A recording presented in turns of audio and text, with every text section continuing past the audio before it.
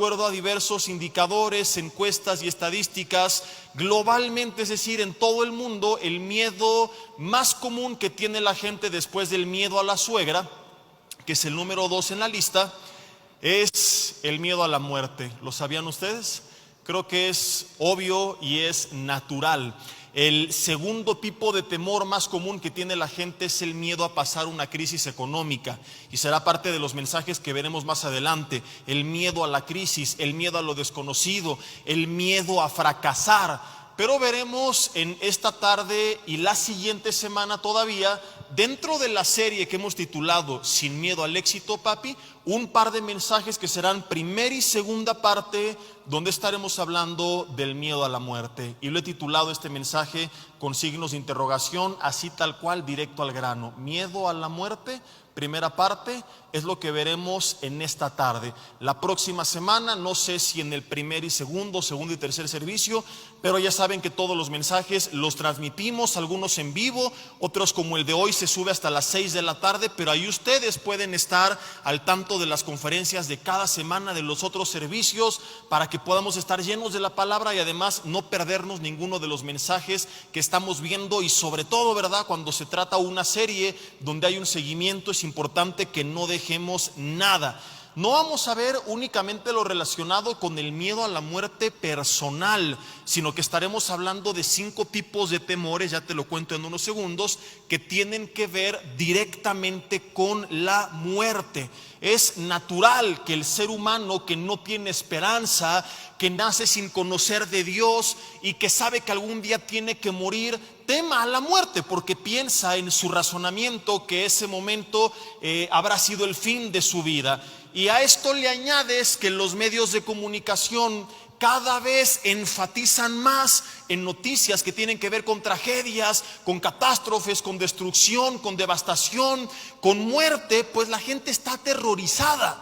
Yo siempre he dicho que esto que mal llamamos la hora de las noticias no debería llamarse la hora de las noticias o la hora del noticiero, ¿verdad? Debería de ser la hora de las malas noticias, porque estadísticamente entre un 70 y 90% de la información que te dan los medios de comunicación, ¿sabes qué son?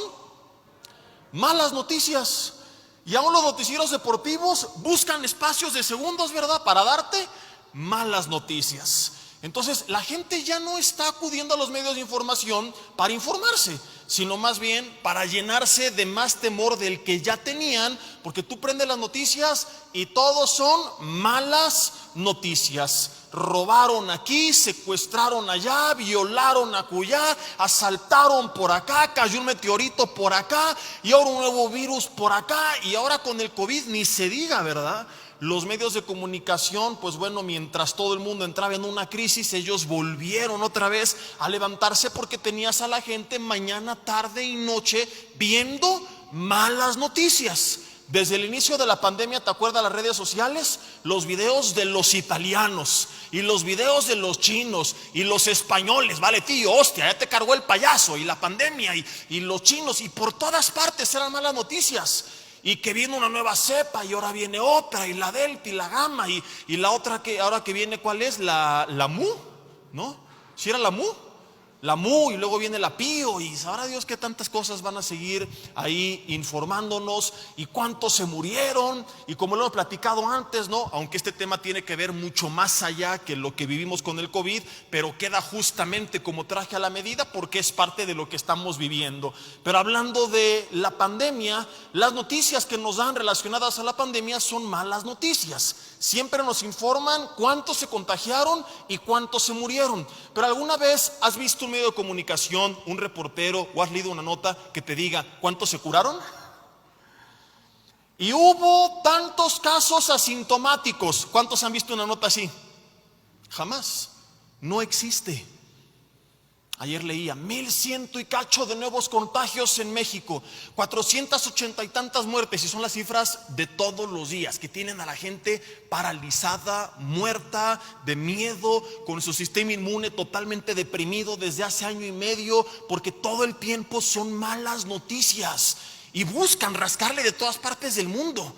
¿no? Comenzaron por ahí algunos a informar que era importante tener una alimentación sana, hacer ejercicio, estar con buenas dosis de vitamina C, de vitamina D, tomar baños del sol para que el cuerpo segregue la producción de vitamina D que se da de forma natural, y todas estas cosas que, como lo hemos ya mencionado y lo enfaticé en el último mensaje, no son garantía de nada, pero aumentan nuestras probabilidades de salir bien librados. En vez de eso, bueno, algunos pocos lo mencionaban, pero por ahí teníamos a los otros amarillistas buscando rascar de todas partes del mundo a personas aparentemente bien cuidadas que fallecieron. ¿Para qué? Para traer pánico a la ciudadanía. Me acuerdo cuando una vez publiqué una nota de lo importante que era todo esto y las estadísticas, y que había más de 100 futbolistas de la Liga MX contagiados y todos habían sido asintomáticos, como una de las evidencias de que una persona sana reduce drásticamente la probabilidad de ser afectada por gravedad. Que por ahí una persona de estos que nada más están viendo en redes sociales que no les gusta y pelean hasta con el perico, me manda una nota: aquí está, pastor, eso no es cierto, atletas están muriendo, cayendo como moscas por todo el mundo. Me mandó una nota de un joven de Ucrania que publicó Televisa. Dice: es triste, Televisa tiene que buscar de todo el mundo a un joven para querer respaldar algo y hacer de una persona una regla, lo cual es totalmente absurdo. Pero la gente, en vez de utilizar su razonamiento, como ya lo aprendimos en esta serie, una de las cosas que hace el miedo, ¿qué es?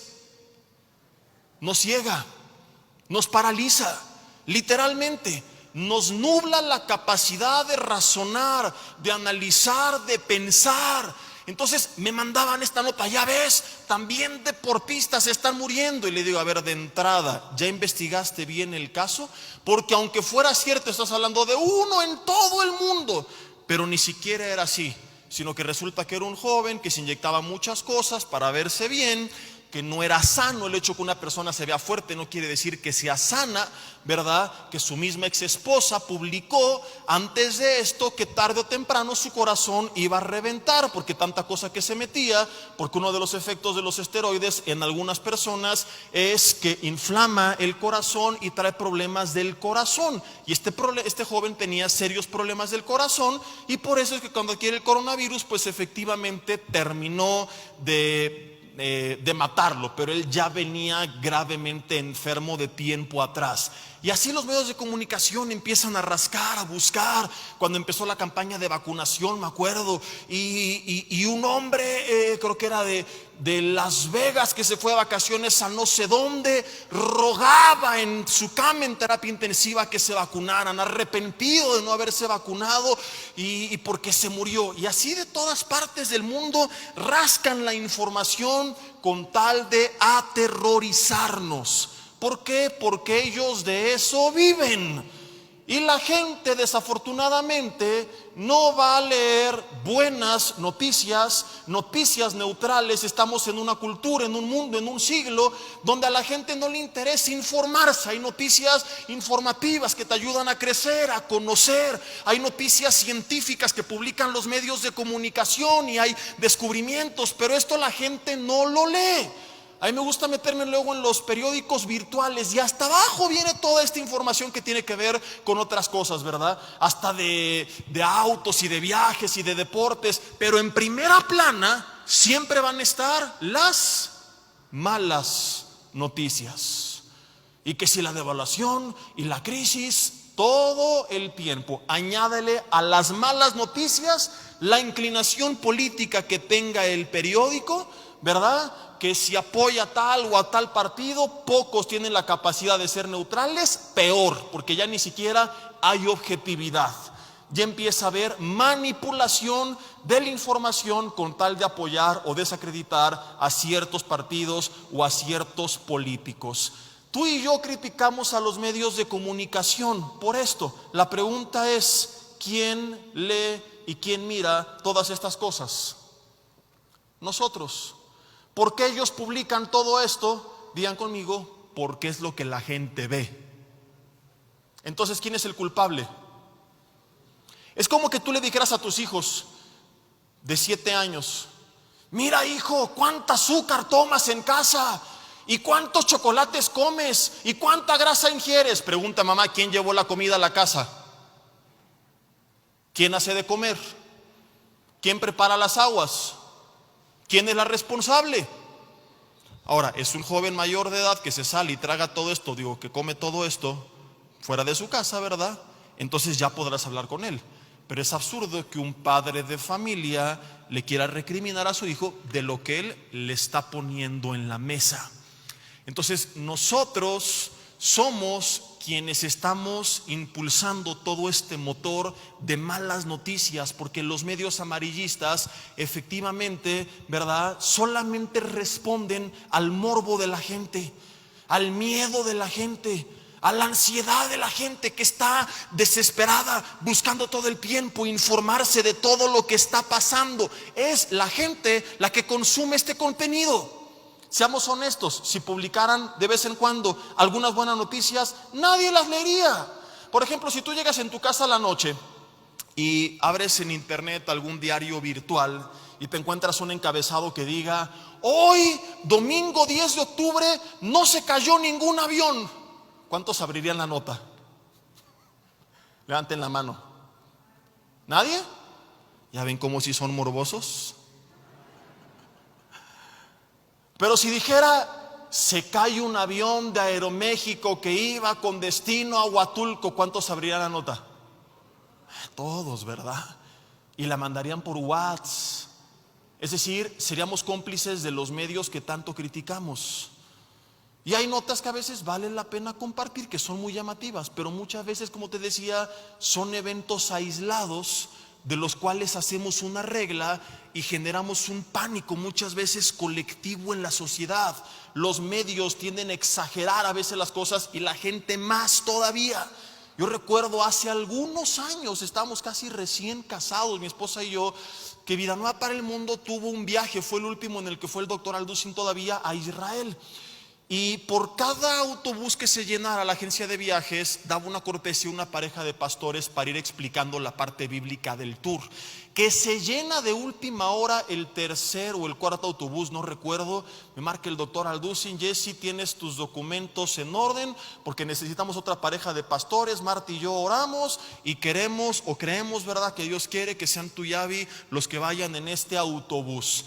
Yo no tenía mis papeles en orden, mi pasaporte estaba más vencido que las chivas, pero le mentí, le dije que tenía todo en orden. Nunca le digan porque él a la fecha piensa que sí estaba en orden. Ahí borran esto de la grabación, lo bueno es que no va en vivo esta, porque hay problemas con el internet del hotel y hasta la próxima semana volveremos a las transmisiones totalmente en vivo. Me tuve que ir a no sé dónde porque en Toluca daban una cita, un mes para la cita, y me fui creo que a Temuaya, o sabrá Dios a dónde fui, estuve marcando y ahí me lo dieron de volada y nos fuimos.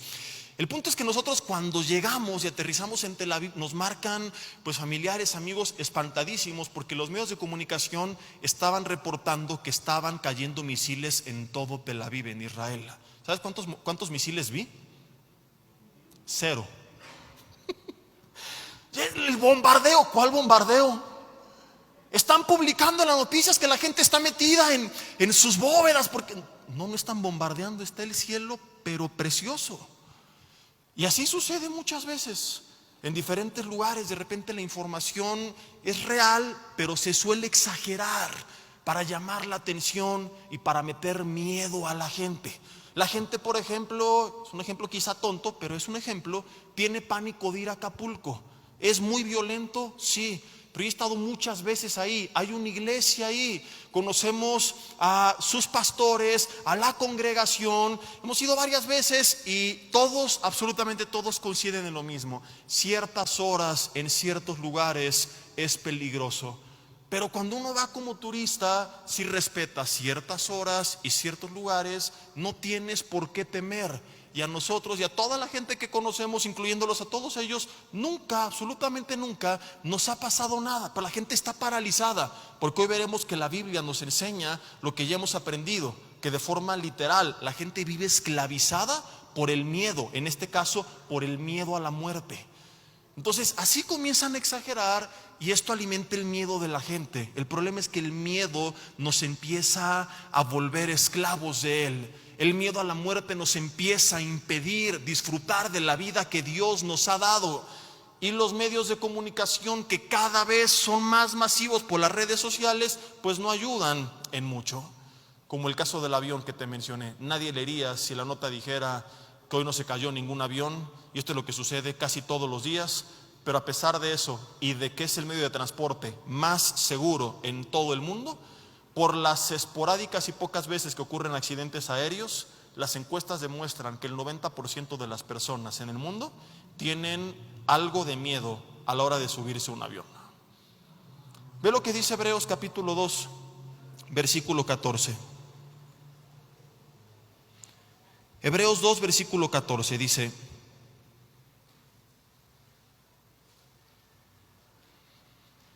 porque somos hechos, ahí no estoy en el 3, con razón, y dije, ya el diablo me cambió aquí las cosas, ¿o qué pasó? Dije, lo acabo de leer hace rato. Dice, así que por cuanto los hijos participaron de carne y sangre, dice, él también participó de lo mismo, para destruir por medio de la muerte al que tenía el imperio de la muerte. Dice, al que tiene o al que tenía. Tenía. ¿Quién es? El diablo. ¿El diablo tiene o tenía? Tenía, tiempo pasado, ya no. Y librar, versículo 15, a todos los que por el temor de la muerte, subraya esto, estaban durante la vida sujetos a servidumbre. ¿Estábamos sujetos a qué? Por miedo a la muerte. Gente que vive, esta palabra se utiliza para hablar de un esclavo. Gente que vivía esclavizada por miedo a la muerte. Y podríamos hablar de muchísimos tipos de esclavitud. Desde el punto de vista espiritual, por ejemplo, gente esclavizada al legalismo, que nunca disfrutaron de la vida en Cristo, que nunca lo conocieron, que nunca caminaron una vida libre bajo la gracia, viviendo, por supuesto que como lo vimos hace 8 días, ¿verdad? No en libertinaje, porque la gracia no te lleva a libertinaje, sino a la santidad, pero una que disfrutas, que viene de tu comunión con Dios, de conocer a Dios, que trae una convicción. No, hay gente que por imposición y por miedo al infierno vivían esclavizados. Imagino que escucharon por ahí el mensaje que, si no mal recuerdo, me tocó primer y segundo servicio. Si no, búsquenlo, porque hablamos justamente de que mucha gente va más a la iglesia por miedo al infierno que por ganas de ir al cielo, por miedo a la condenación eterna que por el anhelo de la vida eterna. Entonces hay gente que cumple con ciertas reglas y por eso le pesa la fe. Y por eso dicen, tengo que leer la Biblia, tengo que orar, tengo que congregarme. Ay, qué flojera, les pesa, porque no han entendido las cosas, no han visto que no es una imposición, sino un privilegio. El decir, Señor, gracias porque te puedo conocer, a un Dios tan grande, tan bueno como tú, porque puedo pasar tiempo contigo. Y por miedo a la muerte vive mucha gente esclavizada. Por miedo a la muerte vive mucha gente con ansiedad. Hay gente que tiene paranoia todo el tiempo, que tanto ha escuchado malas noticias, que siempre están pensando en lo peor. Pese a que Filipenses 4:8 nos dice que pensemos en ¿qué? En todo lo bueno, lo puro, lo honesto, lo que es amable, digno de virtud, en lo que hay alabanza, dice la Biblia, en esto pensad. Es casi Dios por medio del Espíritu Santo dándonos un zape diciendo, enfoca tus pensamientos. Porque desde que nos paramos siempre pensamos en lo peor. De repente te pasas la mano así, sientes una bolita en tu cuello y ¿qué dices? Seguramente es un tumor. ¿No? Ni has ido al médico y ya crees que tienes cáncer. Veremos algo más absurdo todavía en la segunda parte. Gente que por miedo a las malas noticias evade su responsabilidad. Gente que no ha ido al médico por miedo a que el médico le diga que tenga algo, cuando mira, lo mejor es que vayas y si lo tienes, pues comienza a tratarte. Con el COVID lo vimos. Y uno de los consejos que siempre hemos dado es, hermanos, atiéndanse pronto. Porque la gente que conocemos que ha padecido es porque tenía problemas serios de salud previamente, diabetes, hipertensión u obesidad en el 90% de los casos, y el otro 10% es porque gente sana no se atendió a tiempo, porque dijo, ay no, seguramente es una gripe, porque tenía miedo a que le dijeran que era COVID, pero si es COVID, pues ya mejor que de una vez te atiendas. Y ya fueron demasiado tarde. 10 días después, 2 semanas después, ya con el virus muy avanzado por todo el cuerpo, no descansaron, siguieron con sus actividades y les costó más trabajo salir adelante que si hubieran atacado de inmediato. Entonces hay gente que por miedo a que le den una mala noticia está evadiendo la realidad. Te manda a llamar el jefe y seguramente me va a correr. Siempre estamos esperando lo peor. Y quizá del mundo es comprensible, pero nosotros somos embajadores en nombre de Cristo. Somos sus hijos, lo aprendimos en el último mensaje. Por eso te dije que es importante que vayamos en orden. Somos, dice Romanos 8, herederos y coherederos de Dios por medio de Cristo Jesús. Entonces muchas veces hay cosas que aparentemente son malas noticias, pero que para el Hijo de Dios, según Romanos 8:28, estas cosas aparentemente malas, nosotros que amamos a Dios, son cosas a través de las cuales Dios va a obrar para bien. Y esto debería de quitar el miedo a las malas noticias, porque confiamos en que una de dos: o Dios no permitirá que me venga mal alguno, Salmo 91, o que si lo permite es porque a través de eso algo bueno va a ser en mi vida. Como ocurrió con Job cuando se enfermó y lo perdió todo, como cuando ocurrió con Pablo, cuando él nos enseña en la Biblia que rogó a Dios 3 veces que le quitara el aguijón de la carne que lo atormentaba. No era su suegra, aclaro, ¿verdad? Muchos años se creyó así, pero no. Hoy la mayoría de los teólogos piensan que era una enfermedad muy grave de los ojos. ¿Y qué le dijo Dios? Y será parte del mensaje de la segunda parte: bástate mi gracia, porque mi poder se perfecciona en tu debilidad. No permitió la enfermedad para atormentarlo, sino porque a través de eso, de una forma, perfeccionaba en él su poder. Y esta es la paz que tenemos que tener. Dios, tú me vas a guardar, y si algo pasa es porque a través de eso tú te vas a glorificar. Por supuesto, siempre y cuando yo esté haciendo mi parte, lo cual ya quedó claro en otro mensaje. Yo hago lo que me corresponde y Dios hace lo que le corresponde. Ni me tengo que meter yo a querer hacer la chamba de Dios. ¿Se acuerdan del mensaje de área restringida? ¿Verdad? Cuando nos metemos más allá de lo que nos toca. Ni tampoco voy a pedirle a Dios que haga lo que yo tengo que hacer. Cada quien sus cosas, como dicen por ahí. ¿A qué me refiero? Y para ir directo al grano, personas que marcan: pastor, ore por mí, a las 2 de la mañana. Me está atormentando un espíritu de retortijón. ¿Y qué cenó, hermano? 3 tamales y 2 pambazos y 1 litro de atole y 2 de Coca-Cola. Bueno, no es el espíritu de retortijón, es lo que se tragó antes de dormir. Obviamente uno es imprudente, y la Biblia enseña que sí podemos nosotros acortar nuestros días cuando nosotros somos irresponsables. Pero si yo hago lo que me corresponde, y cuando me equivoco corrijo mi camino y camino en el Señor confiando en Él, descanso en que si Él permite que vengan cosas aparentemente malas, es porque a través de eso va a obrar para mi bien. Pero no vivo sujeto a la esclavitud por miedo o por temor a la muerte. Vuelvo a leer Hebreos 2, versículo 15, dice: librar. Esto vino a ser Cristo Jesús, y este es el propósito de estos mensajes: librar a todos los que por miedo a la muerte estaban durante toda la vida. No dice partes de su vida, toda la vida. Qué triste, que hay gente que vivió toda la vida por miedo a la muerte, sujeta a servidumbre. Todo el tiempo te decía pensando en lo peor. ¿Y qué tal que me asaltan y que me secuestran y que me defraudan y que me extorsionan y que me hacen y que me dicen y que me engañan? Son incapaces de disfrutar. Siempre están pensando en lo peor. Ando de vacaciones, no meto al mar porque qué tal que hay tiburones. No viajo porque qué tal que hay un accidente. No salgo de casa porque qué tal que hay inseguridad. Me encierro 2 años porque hay COVID. Me va a quitar la vida, brother. Llevas 2 años que no estás viviendo y no te has dado cuenta. Ya te mataste a ti mismo, eres un zombie viviente y tienes miedo a dejar de vivir cuando hace 2 años ya lo estás haciendo. Digan conmigo: uyuyuy, ay, ay, ay. Porque como tantas veces lo he dicho e insisto para los nuevos, la Biblia, no nos confundamos, sí nos manda a ser prudentes. No estamos invitando a nadie a la imprudencia. Pero cuando la imprudencia atenta contra tu propósito y te lleva a sobrevivir y no a vivir, ya no es prudencia, ya es miedo. La prudencia es bíblica, el miedo permanente no lo es. Ahora, ¿cuáles son los 4 temores principales relacionados con la muerte que estaremos tratando? Directamente el miedo a morir, el miedo a morir y dejar solos a nuestros seres queridos, el miedo a que ellos mueran, el miedo al sufrimiento previo a la muerte y hablaremos de pilón de un quinto miedo exclusivo de los creyentes, que algunos pueden decir, ¿a poco esto existe? Sí, hay gente que tiene dentro de la iglesia miedo a irse al infierno por haber cometido el pecado imperdonable. No saben cuál es, piensan que lo han cometido y que quizá no haya para ellos salvación. Es lo que estaremos viendo.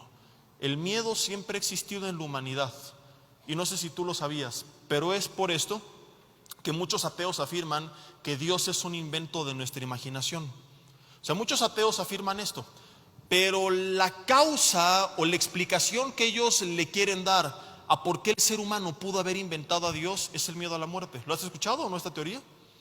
Ellos dicen, muy simple, el ser humano se dio cuenta que tarde o temprano sus días terminaban. En vez de afrontar su realidad y vivir su vida, quisieron imaginar que había un más allá, un paraíso, un cielo, una vida eterna. Se inventaron en su mente un ser sobrenatural, todopoderoso, que les prometiera esa eternidad, para entonces aferrarse a una esperanza hueca y vana. Es lo que dicen ellos, así te lo estoy explicando como ellos te lo explicarían. Para aferrarse a esa esperanza hueca, vana, irreal, ilusoria, producto de su imaginación llamada Dios, que les ofrece y les garantiza una vida eterna. Entonces el ser humano creó a Dios. ¿Qué responderíamos ante esto? Hay muchos cristianos que se hacen chiquitos. No sabo, pastor. Cuando la Biblia dice que las armas de nuestra milicia no son carnales, sino poderosas en Dios para derribar fortalezas y toda altivez que se levante en contra del conocimiento de Dios, llevando cautivo todo pensamiento a la obediencia a Cristo. ¿Qué hacen muchos? Satanizar. No crees, te vas al infierno. Judas 1:22 dice que a los que dudan los convenzas. Primera de Pedro 3:15 en adelante nos dice que estemos siempre preparados para presentar defensa ante todo aquel que nos demande. Escucha, razón de la esperanza que hay en nosotros. Nuestra esperanza no es hueca, vana, religiosa, tiene una razón de ser, o dicho de otra forma, es racional, no es ilógica, no es irracional. Para aquel que quiera respuestas, las hay. Y no es el tema de hoy, ¿verdad? Ni la idea de tratar evidencias científicas de la existencia de Dios, lo cual tenemos. Por ahí tengo un MP3 que se llama Dios y la ciencia, que viene junto con creación y evolución. Hay algunas prédicas en internet donde vemos algunas de las evidencias de los descubrimientos de los últimos años que apuntan hacia un creador, pero únicamente respondiendo este argumento, la respuesta pues es muy sencilla, y es que este argumento es un razonamiento meramente filosófico, porque no parte de ninguna evidencia científica, es simplemente un uso aparentemente lógico de la razón. Pero el mismo argumento se debate y se anula a sí mismo porque es contradictorio, al menos cuando se trata de utilizar en contra del Dios de la Biblia.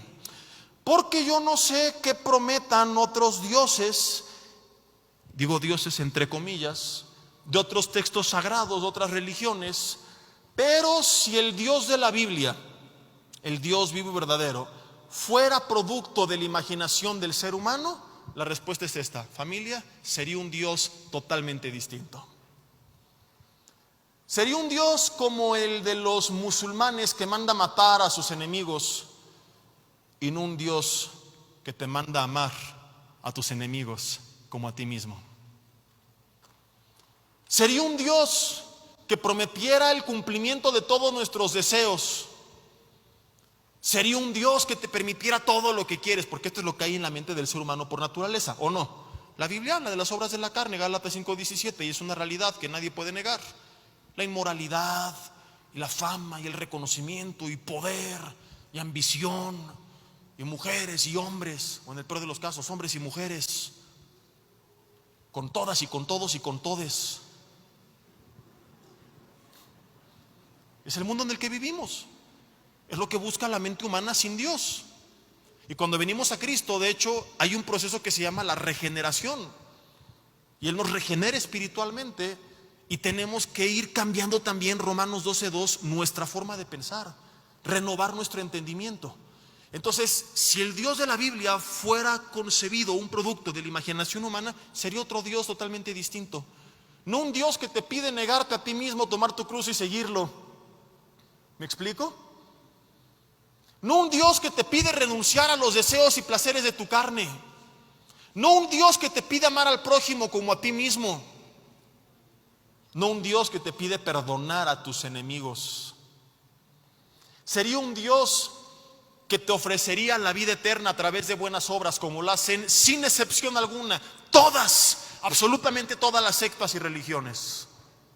Llámese testigos de Jehová, mormones, catolicismo romano, sin afán de pelear ni atacar a nadie. Estamos simplemente describiendo una realidad. Tú cumples con estas obras, llevas a cabo los sacramentos, te ganas la vida eterna. El Dios de la Biblia viene a hacer pedazos el ego del ser humano y a decirnos: tú no puedes hacer nada por salvarte, estabas muerto en tus delitos y pecados, solamente hay un camino, es poner tu fe y tu esperanza en Jesucristo como tu Señor y Salvador. No hay otro más. Yo soy el camino, yo soy la verdad, yo soy la vida. Juan 14:6. No sería un Dios que dijera: nadie viene al Padre si no es por mí. Entonces, el argumento meramente filosófico, usando su punto de partida, que es la filosofía, se anula a sí mismo, porque es irracional, porque es contradictorio, al menos cuando se trata del Dios de la Biblia. Por eso que un teólogo hace muchos años dijo esta frase que me fascina. Él dijo que la Biblia no es el clase de libro que el hombre escribiría si pudiera, o que podría escribir si quisiera. Parece como un trabalenguas. Vamos a escucharlo con atención, meditarlo y explicarlo brevemente. No es la clase de libro que el hombre escribiría si pudiera. Si hubiera podido, sería otro totalmente distinto. Un libro que engrandeciera al ser humano, que nos enseñara cómo ganarlos a salvación para sentirnos merecedores. Cumplí, hice méritos, me porté bien, hice buenas obras, porque es lo que hay en el corazón del ser humano. Entonces, si fuera un invento de la imaginación humana, sería otro libro totalmente distinta. No sería la Biblia que nosotros conocemos. Y luego añade: y tampoco es el libro que el hombre podría escribir si quisiera. O sea, aunque hubiera intentado, jamás hubiera podido. Porque hablas de un conjunto de 66 libros escritos en un periodo de 2500 años por más de 40 autores, muchos de ellos no se conocieron entre sí, y que hablen de un mismo tema, que Cristo sea el centro, que lo que uno comenta al otro lo complemente, que la misma historia confirme lo que ellos profetizaron que iba a suceder sin haber encontrado contradicción alguna entre ellos. Es una obra que el ser humano no pudo haber escrito jamás. Y ya podríamos entrar a hablar de las evidencias científicas de la Biblia y arqueológicas. Ojalá que estén viendo las cápsulas de la arqueología que estamos publicando cada semana o cada 15 días de 6 minutos, ¿verdad? Y las profecías de la Biblia cumplidas en la historia y todas esas cosas que el ser humano, si fuera un libro natural, sin una inspiración divina, no hubiera podido hacer. ¿Y a qué voy con todo esto? Que la esperanza que nosotros tenemos, yo no sé la de otras religiones, al menos la esperanza que parte de la fe cristiana, no está basada en el producto de su imaginación, en sus anhelos, en sus deseos de la vida eterna, sino en un evento histórico y real, que es la vida, muerte y resurrección de Jesús, que amó Dios de tal manera al mundo, Juan 3:16, que lo envió hace 2000 años a morir por ti, por mí en la cruz del Calvario, a pagar por nuestros pecados. Y esto es porque Dios, como un juez santo y justo, no podía pasar por alto los pecados de la humanidad.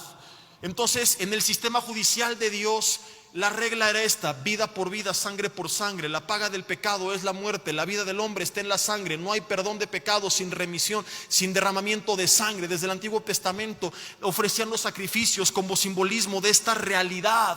Era un inocente muriendo en el lugar del culpable. Todo era una sombra de lo que había de venir. Cristo Jesús, el Cordero inmolado, sin mancha, sin pecado, no estimó, Filipenses 2, ser igual a Dios como cosa que aferrarse, sino que viene y se humilla a sí mismo y toma forma de hombre, y como hombre cumple con la ley que tú y yo no cumplimos, haciendo pedazos nuestro orgullo y arrogancia. Nos hace ver cuán incapaces éramos. Y paga, estas son las buenas nuevas, este es el evangelio, paga por nuestros pecados en la cruz del Calvario, para que todo aquel que en él crea, no importa si mataste, robaste, violaste, si le fuiste al Cruz Azul, lo que sea que hayas hecho en el pasado, la sangre de Cristo, primera de Juan 1:7, nos limpia de todo pecado. Delante de Dios somos presentados como justos, sin mancha, sin culpa, sin pecado. Somos librados de la muerte eterna y recibimos el regalo de la vida eterna. Jesús dijo: yo soy la resurrección y la vida, y lo demostró resucitando de entre los muertos, como lo leímos hace rato. Le quitó el imperio a Satanás, se lo arrebató, porque hasta ese entonces nadie había vencido a la muerte. Cristo, al vencerla, nos enseña que tiene control, dominio, poder, autoridad, potestad sobre ella, y entonces puede, con la mano en la cintura y con autoridad moral, prometer: y todo aquel que cree en mí, aunque esté muerto, vivirá. Si tú y yo creemos en Él, familia, no tenemos que temer a la muerte, porque el día que tú y yo muramos, nuestra vida no termina, apenas comienza. De ahí parte todo. No es el fin, es el inicio. Jesús, como lo hemos visto también en algunas ocasiones en mensajes evangelísticos apologéticos, no es un invento del ser humano. Por ahí puedes buscar en internet, en YouTube, un mensaje que se llama El impacto de la resurrección, evidencias de su vida, muerte y resurrección. Tengo otra serie en MP3 de 27 mensajes que se llama Jesucristo, la verdadera historia detrás del mito. No planeo en lo que nos queda de tiempo ver todo lo que vimos ahí, pero vale la pena recordar, porque esta es la base de nuestra fe y nuestra esperanza. Le dice Pablo a los tesalonicenses, lo veremos también en otro de los mensajes, que si creemos que Jesús murió y resucitó, así también Dios traerá a aquellos que murieron en Él. O sea, la base de la cual se nos llama a tener ánimo y esperanza a pesar de la muerte es la vida, la muerte y la resurrección de Cristo. Pero ¿qué dice mucha gente? No, es un invento de la imaginación humana. Descartado. No, es un invento de Roma. Jesús existió, pero no era un Dios. Esto ocurrió hasta el 325 en el concilio de Nicea, cuando con Constantino, ¿verdad? Con todos se juntaron y ya inventaron que era Dios. Otros más descarados todavía dicen: Jesús ni existió. Ni los historiadores más ateos serios se atreven a decir eso. Pero por ahí alguien lo publica, ¿verdad? ¿Y dónde leíste esto? En un blog que se llama odioaloscristianos.com. Y ahí dicen que Jesús lo inventó Roma en el 312 para manipular a la humanidad.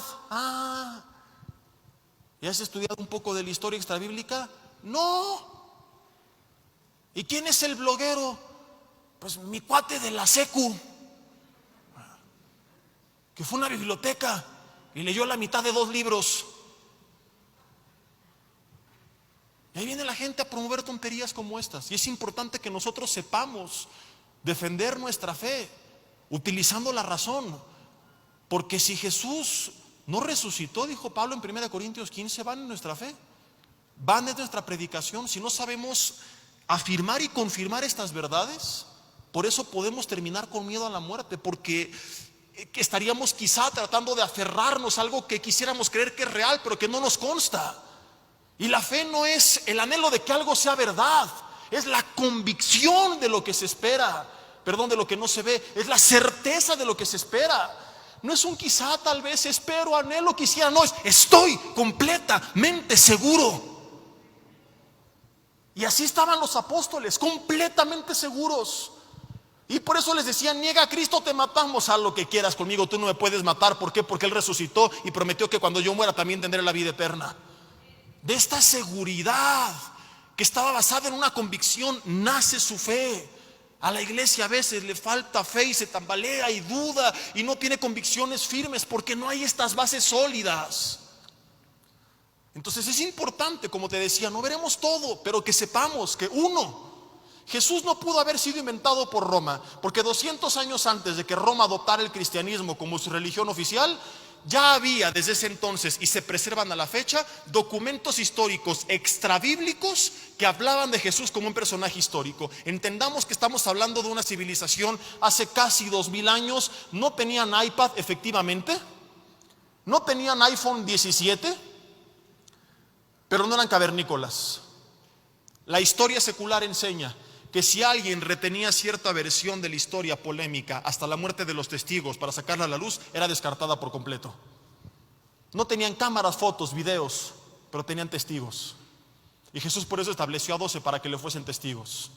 Y tenemos como evidencia número 1 las citas de los primeros líderes de la iglesia, que enviaban a las iglesias sus cartas, documentos escritos, digamos, sus sermones o sus libros, si así les quieres llamar, donde citaban al Nuevo Testamento, y que son tantas estas citas que si hoy se perdieran todas las Biblias del mundo, solamente con estas citas podríamos reconstruir todo el Nuevo Testamento y nos seguiría presentando a Jesús como le conocemos. De modo que Roma no lo pudo haber inventado. Tenemos manuscritos del Nuevo Testamento que se preservan, muchos de ellos a la fecha, en diferentes museos de todo el mundo. Pero lo que más me gusta a mí, más de 20 autores extrabíblicos, perseguidores muchos de ellos del cristianismo, que escribían burlándose de los cristianos, que describían sus creencias, sus actividades, y que Dios en su sabiduría, qué sabio es Dios, preserva estos documentos que en su momento se escribieron en contra de la iglesia y hoy son un argumento histórico a favor de la iglesia. ¿Sí me explico o no?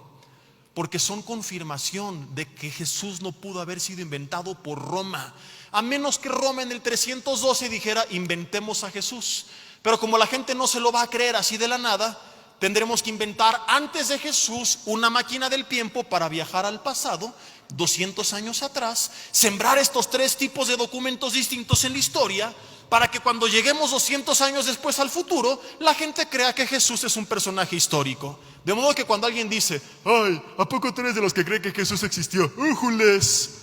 Dile, ¿a poco tú eres de los que cree que existió la máquina del tiempo? ¡Újules! Y nada más porque soy cristiano y pastor no digo, tarado, si no también se lo añadiría.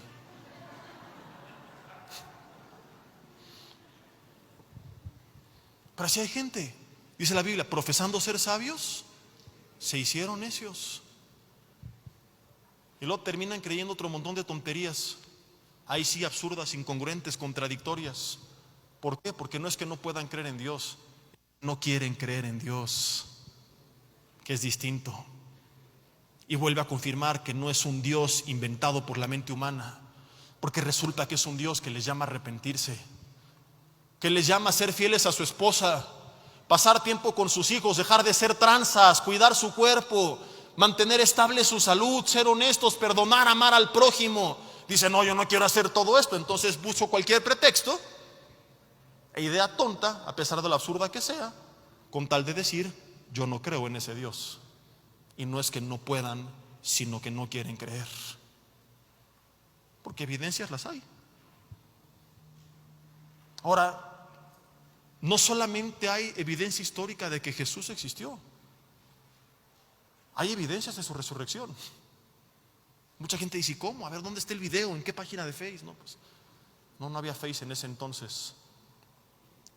Hay muchas, una de ellas es que el martirio que sufrió la iglesia por su fe en Él es algo histórico innegable también, ¿no? Tenemos, por ejemplo, dentro de estos más de 20 autores, Tácito, Suetonio, Luciano, Flegón, Egésipo, Macrobio, Arístides, Juvenal, Marabar, Serapio, los emperadores Adriano, Trajano, Antonio Pío, Marco Aurelio, los historiadores Flavio Josefo, Plinio el Joven. Dentro de toda esta gama de evidencias, por ejemplo, están las cartas del emperador Trajano con Plinio, colaborador del gobierno romano, y se escribían y Plinio le informaba a Trajano de la actividad de los cristianos. Y Trajano le decía lo que tenía que hacer con ellos si no se arrepentían. ¿Qué era para él arrepentirse?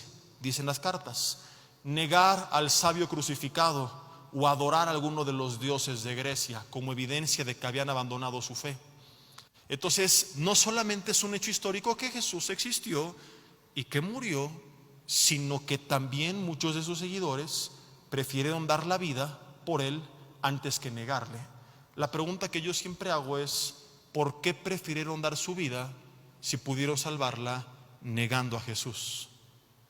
Algunos responden, bueno, hay gente sinceramente equivocada que da su vida por mentiras porque piensa que son verdad. Cierto, pero no es su caso. Algunos podrían decir, muchos cristianos dan su vida hoy por Jesús sin haberlo visto resucitado. Sí, pero no es su caso. Ahorita explico. Otros podrían añadir, hay hasta musulmanes que dan su vida por su fe en Alá. Pero la gran diferencia es esta. Tú y yo podríamos dar nuestra vida por un mensaje que recibimos. Los musulmanes dan su vida por un mensaje que creen que Mahoma recibió de Alá y que luego recibieron ellos. La gran diferencia con los discípulos es la siguiente: ellos no recibieron el mensaje. Escúchame, ellos escribieron el mensaje. Digamos que si hubiera sido una farsa la resurrección de Jesús, es una farsa que ellos inventaron. ¿Me explico? Porque ellos son los autores y esto nadie lo niega. La pregunta que yo hago es: ¿por qué dar tu vida por una farsa? Ok, lo quieres, ¿verdad? Apoyo moral, pero ya se murió, el hombre te mintió, dijo que iba a resucitar y jamás lo hizo. Tienes la espada al cuello, tu familia en peligro y te dice: niega a Jesús o te matamos. Toma en cuenta que ellos no ganaban nada, que humanamente hablando lo perdían todo: sus trabajos, sus bienes, su reputación, su libertad, su familia, su vida. ¿Por qué no decir: está bien, Jesús no resucitó, yo inventé todo? ¿Por qué preferían, según la Biblia y según la historia, ser asesinados antes que negarle? Solamente hay una respuesta probable, si somos un poco honestos, y es que, como Pablo dijo en 1 Corintios 15, habían visto con sus propios ojos a Jesús resucitado, y confirma su sangre derramada como mártires que la resurrección de Jesús no es una leyenda, ni un invento, ni una manipulación. Es un evento verdadero. En realidad, hace 2000 años Él se levantó de entre los muertos, venció a la muerte y al pecado en la cruz del Calvario, y nos ha prometido a ti y a mí, si ponemos nuestra fe en Él, la vida eterna. Y esto es un hecho innegable, es una realidad, no es una leyenda. Hay muchos más ejemplos y evidencias, pero repito, no es el tema. Es solamente un poquito para que entendamos por qué la convicción que ellos tenían, por qué no tenían miedo a la muerte, por qué Pablo tuvo esta transformación histórica reconocida por historiadores seculares no creyentes, genuina, pero aparentemente absurda. ¿Por qué dejarlo todo por seguir a alguien que hace unos días perseguías? Él dijo en 1 Corintios 15, la respuesta es esta: porque me encontré con Él cara a cara resucitado. Y al verlo levantarse de entre los muertos, pone su confianza en Él y pierde el miedo a la muerte. Y en vez de decir: uy, no, la calaca, ay, no, mejor ahí no predico porque no es seguro, me pueden apedrear. ¿Cuántas veces lo apedrearon, lo persiguieron, naufragó? Y él que dice en Filipenses 1:21: para mí el vivir es Cristo, el morir es ganancia. Por eso él no hablaba de la muerte como algo malo, sino como un enemigo derrotado. Si te preguntan qué es para un cristiano la muerte, la respuesta es esta: un enemigo que ya fue derrotado. Dicho de otra forma, para ti, para mí, estrictamente hablando, la muerte no existe. 1 Corintios capítulo 15, versículo 55. Ve lo que dice. 1 Corintios 15, versículo 55. Dice: ¿dónde está, oh muerte, tu aguijón? ¿Dónde, oh sepulcro, tu victoria? Ya que el aguijón de la muerte es el pecado, y el poder del pecado la ley. Mas gracias sean dadas a Dios, que nos ha dado la victoria por medio de nuestro Señor Jesucristo.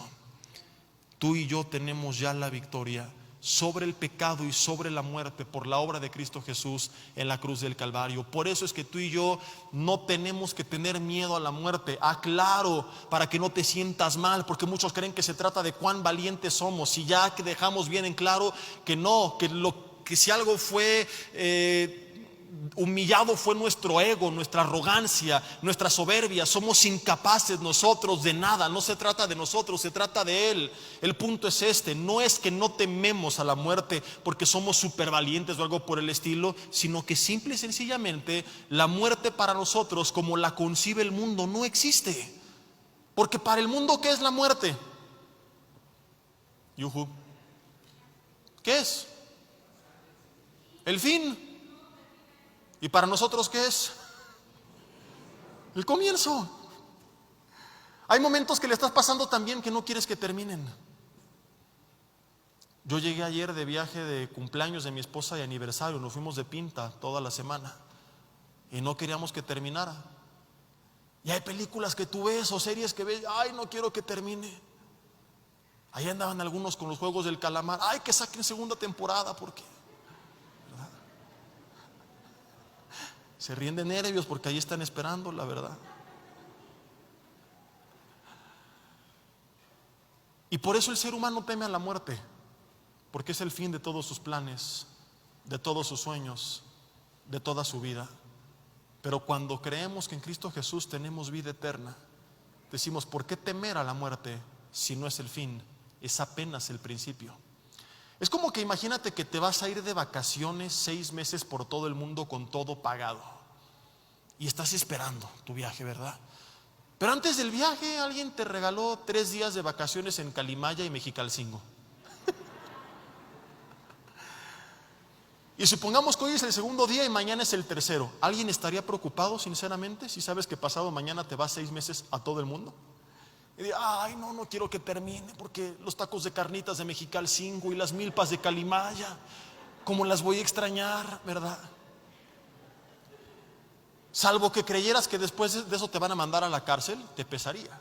Pero si crees que después de eso vienen las islas griegas, el mar Caribe, toda Europa, dirías, no hombre, ya que termine esto. Ahora entendemos por qué Pablo decía, para mí el morir es ganancia. O sea, si Pablo hubiera vivido en nuestros tiempos y va al hospital y la iglesia hubiera empezado a orar, Señor, sánalo, Pablo hubiera dicho, no oren para que me sane ya, que el Señor me lleve, ¿verdad? Es incomprensible, pero la palabra de la cruz, dijo él mismo a los corintios, es locura a los que se pierden, pero a nosotros que nos salvamos es poder de Dios. Y por eso a veces la gente no entiende ciertas cosas. Yo me acuerdo que hace algunos años, antes de ser pastor, escucho que le piden oración al doctor Alducin por una persona que tenía 95 años de edad y que estaba muy enferma. Y pastor, hay que orar para que el Señor la sane. Y les dijo, ¿y para qué quieren orar para que sane? Y oren para que se pinte. Y le dije a mi mamá, mamá, si algún día me enfermo, no le pidas a mi tío que ore por mí jamás, por favor. Ahí se los paso como tita. Y luego lo entendí, porque él cree completamente como nosotros en lo que nos espera después de esta vida. Entonces tienes una pobre mujer de 95 años sufriendo, ¿para qué la quieres seguir teniendo sufriendo todo el tiempo? Y al haber entendido eso, hace algunos años mi abuela partió a la presencia de Dios y tuvimos una reunión en el auditorio anterior que fue como un memorial para darle gracias a Dios por su vida, para compartir algunas historias, aquellos que la quisieron, que no pudieron despedirse de ella, etcétera. Y vieron que la familia estábamos tranquilos y les compartí el testimonio de por qué. Les dije, la amamos, la extrañamos, la quisiéramos tener entre nosotros, pero seríamos muy egoístas de tenerla como estaba. Y estaba sufriendo mucho. Lo mejor cuando sabemos a dónde va es que ella se vaya a la presencia del Señor. Hay gente que a veces está sufriendo y que nuestra oración tendría que cambiar. Señor, si lo vas a sanar, que pueda seguir viviendo bien, pero si no, ya que vaya a tu presencia, que te conozca. Nos pesa cuando no creemos lo que viene después, porque dice, se fue para siempre. Pero cuando crees en la vida eterna, dices, no hombre, este brother está mejor que todos nosotros. Y algo que les digo en todos los funerales donde partió un creyente es esto: él está más vivo que todos los que estamos en este lugar, más sano o más sana que todos los que estamos en este lugar. La muerte es un enemigo derrotado que ya no tiene potestad sobre nosotros, y por eso nosotros no le tememos. Y por eso Pablo decía, si vivo, que sea para Cristo. El morir es ganancia, porque sabes a dónde vas. 3 días en Calimaya y Mexicalcingo. Vienen 6 meses por todo el mundo. Yo quisiera que terminaran esos 3 días. Cuando empezamos a ver lo que es la eternidad, nos dan ganas ya que Cristo venga. Yo no les miento, cuando di la serie de cómo será la vida en la eternidad, ¿se acuerdan? Si nos reconoceremos y conviviremos en el cielo. Había varias veces que terminaba de armar el mensaje y de compartirlo y decía, Señor, ya ven por nosotros, ya vámonos. Me daba miedo estudiar para esa serie porque a veces me dan ganas de salir a aventarme por la ventana y ya vámonos, ¿verdad? Digo, porque este mundo tiene cosas padres y hay lugares bonitos y disfrutamos mucho de la vida. Yo me considero una persona que disfruta la mayor cantidad del tiempo, me considero una persona feliz, pero a pesar de eso, cuando ves hacia dónde vamos, decimos, no hay punto de comparación. ¿Por qué aferrarnos a esto cuando nos espera la vida eterna en la presencia de Dios? Y lo mejor de todo es esto, y con esto concluyo porque el tiempo se nos está terminando. Los viajes buenos tienen algo malo: son muy costosos y tienen fecha de caducidad. Ayer que estábamos mi esposa y yo con mi hijita en nuestras últimas horas, no queríamos que terminara, pero todo, tarde o temprano, tiene que terminar.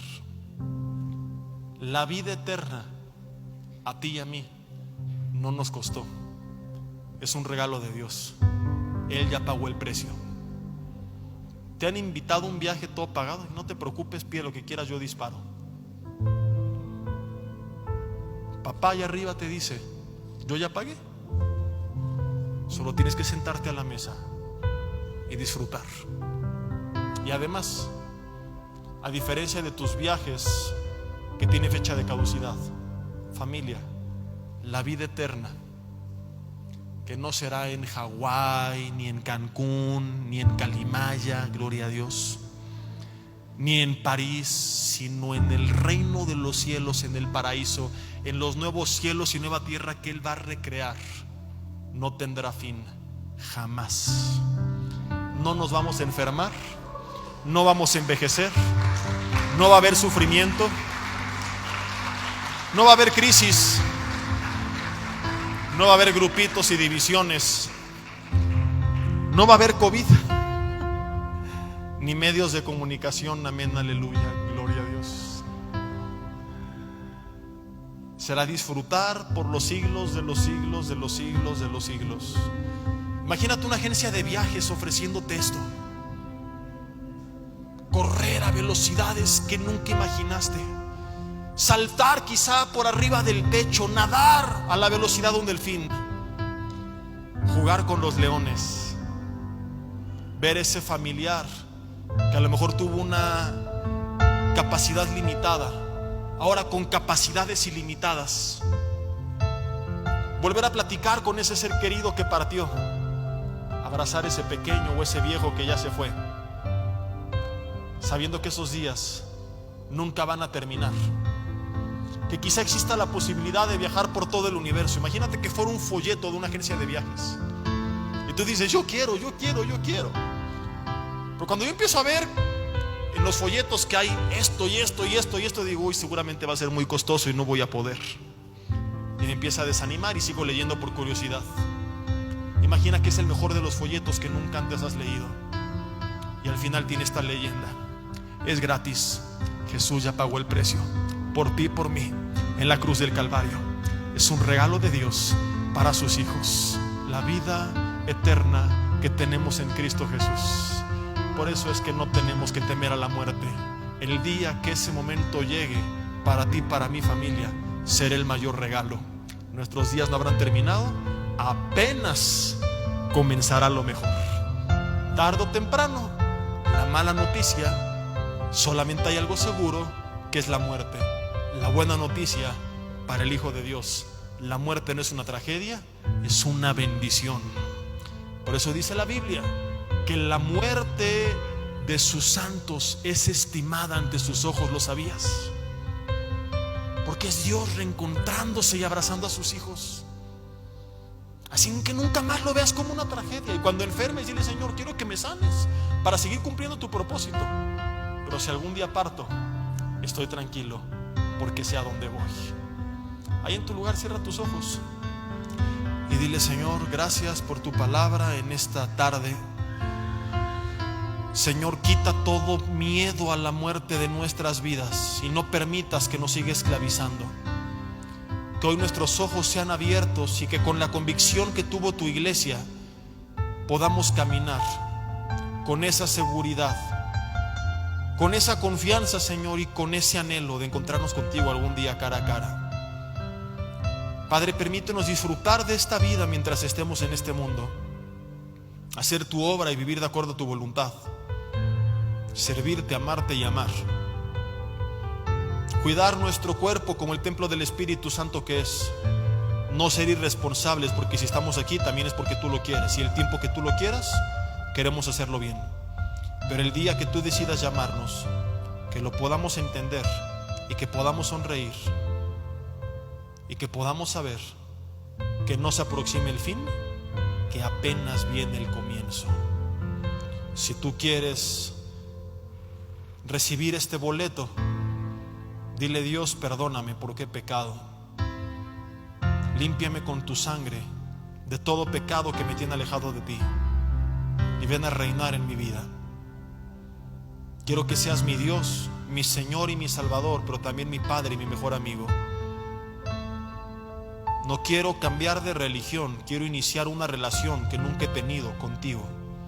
Te quiero conocer, quiero caminar tomado de tu mano,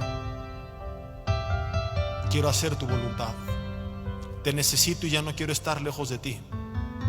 Ven y reina en mi vida, habita en mi corazón y guía mis pasos.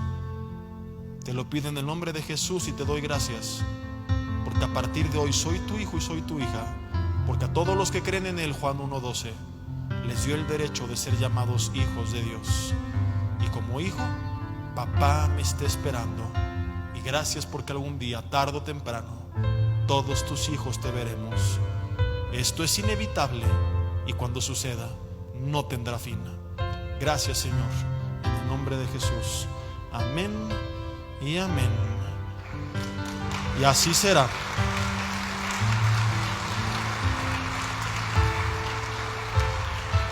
Si tú vienes por primera vez